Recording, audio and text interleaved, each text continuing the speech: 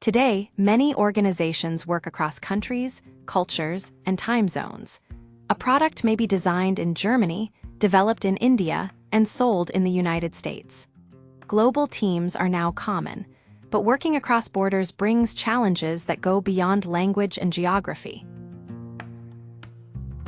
When collaboration doesn't work, we often blame cultural differences. In reality, culture is only one part of the problem. Unclear processes, poor communication, and badly designed ways of working create bigger challenges. High-performing global teams succeed because they are designed to work well together. The first element is having a shared purpose. Every team member should clearly understand what success looks like. When people work from different locations, assumptions can easily be different. A common goal creates alignment, regardless of where people are based.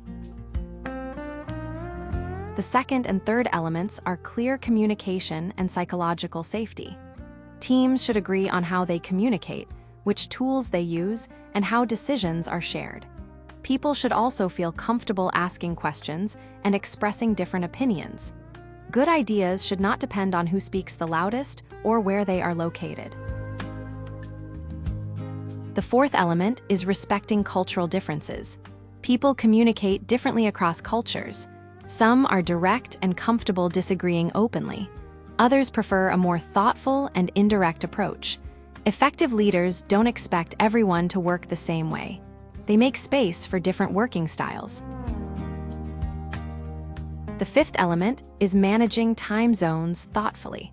Global collaboration should not mean that the same people always sacrifice their personal time.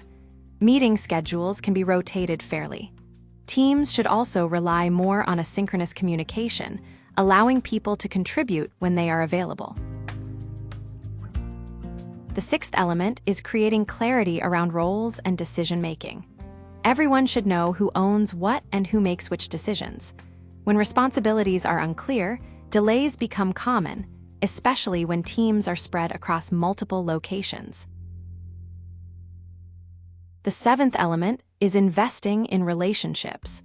High-performing teams don't only discuss tasks and deadlines, they take time to understand one another.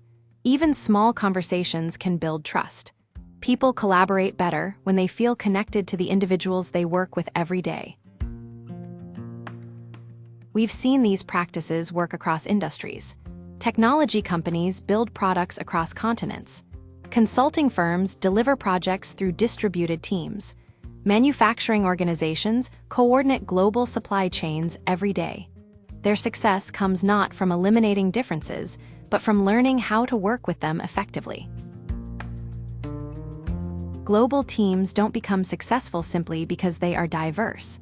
They become successful when leaders create the right environment for collaboration.